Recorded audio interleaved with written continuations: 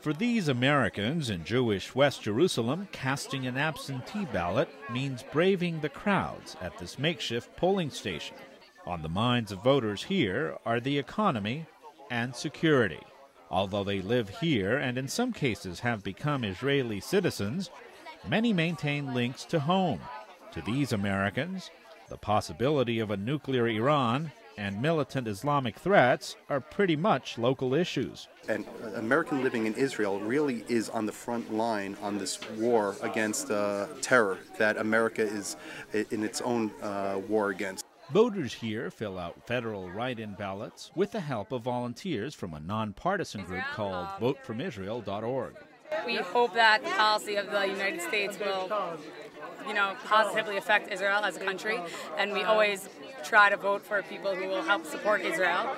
Obama at first said Jerusalem should remain the undivided capital of Israel, but afterwards, a campaign spokesman said Obama believes Jerusalem's status should be determined in negotiations between Israel and the Palestinians. Well, what can you take from that?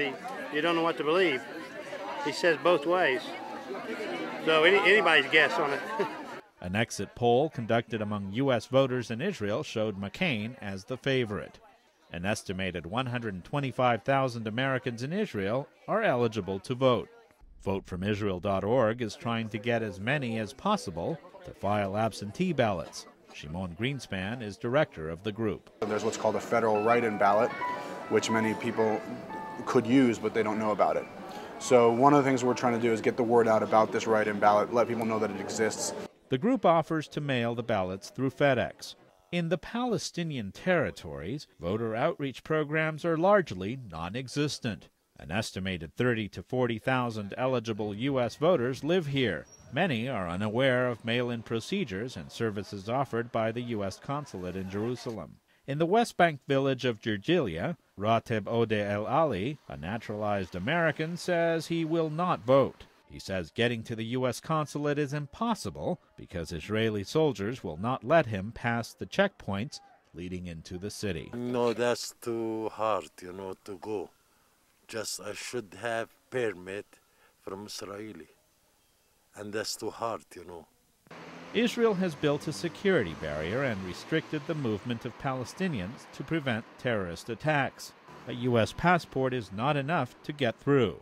Driving several hours to the U.S. Embassy in Amman, Jordan, is also not an option for him. I am unhappy because as an American citizen, it is my right to vote. I am being prevented from doing that.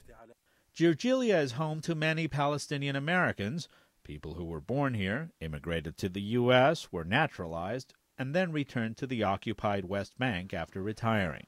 Ishaq Ode is a retired grocer from the U.S. state of Illinois.